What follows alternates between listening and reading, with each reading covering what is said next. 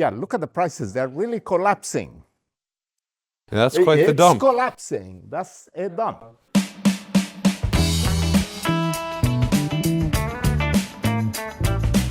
Watch the watchers. Okay, folks, this is the officials or the watchers. The watchers is better. This is the watchers, and what we are watching is a collapse in the flat price. The OPEC members are having their long-awaited meeting, and I guess they're not managing expectations very well because prices just dump by about $1 as soon as the meeting started. And this is the second dump because there was another one yesterday in the afternoon, very big, as one nameless bank dump, same repeat of the word, about over $250 million worth of positions in the TI market. We're still trying to find out in which tenors they did it, but normally 80% of the tenors they sell is from 3 months. So in a matter of 24 hours, we have lost over $2, really. Easily. Yeah. So it's going to be interesting because, as we were saying in our previous Watchers edition, they're caught between a rock and a hard place. Increase production, face a price slump, keep the status quo, and invariably diminishing returns on the support to price. So is OPEC just left with one policy option, as in remaining in this supply restraint mode, or will they break out of it and decide to go for market share? That is really what's at the heart of this meeting. If we get the status quo, the next thing is for how long? Or the most likely outcome, pretend that it's the status quo while everybody cheats and leaks out barrels as fast as they can, which is what is going on right now. That's one point of view of the world. The real point of view of the world.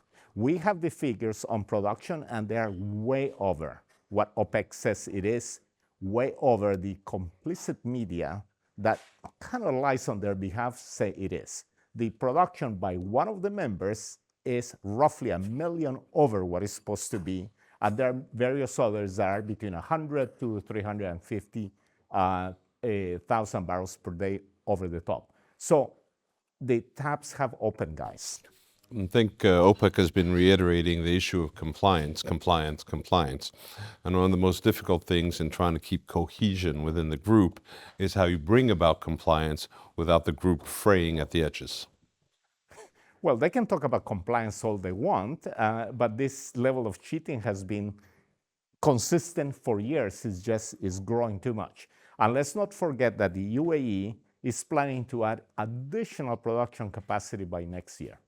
Those barrels and that investment is just not there to have machines kind of dusting in the sand, is to use it and produce the oil. And yes, a country has to use its resources for its people. So you can argue that they're not adhering to OPEC, but they're doing what they should do for their citizens. Why not? Interesting conundrum. Monetization of the asset. How quickly? Do you front load it? Do you back load it? In a context of energy transition, as we see, sometimes an energy transition that by design is being pushed forward, like in China with EV penetration. So if you front load, you may produce more. Again, back to cohesion. How do you keep it together? And OPEC has just officially announced that it's delaying the return of the barrels by 3 months. But that is just a fig leaf on a fake narrative, because they're producing more than that amount. So it's more of the same, and the market, look, doesn't listen to anything, is still down. We're under $72 on front-month Brent right now. The interesting thing is basically what the response is going to be once you get the announcement. No, the announcement just came out. By the way, just came out. Oh. This is live as we are talking.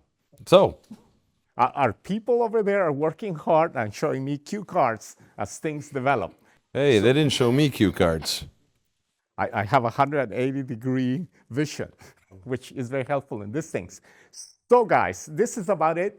Keep on monitoring the markets, but this thing is not good. Market is responding, still heading down. It broke through the 72 mark and heading down. And what a day. Super volatile. Come closer here, please. here's Harry analyzing the numbers, which dumped after the OPEC meeting, and then there's some managing of expectations, communication with the journalists and the market, and prices have come up, but volatility is here. Where are we going to end up the day? Who knows? But for sure, in April, there will be more barrels than there are now. The market is trading now January, and in 2 months, it'll be trading April. Market feels soft. We will see what happens in the next few hours. We'll keep you updated. The Watchers.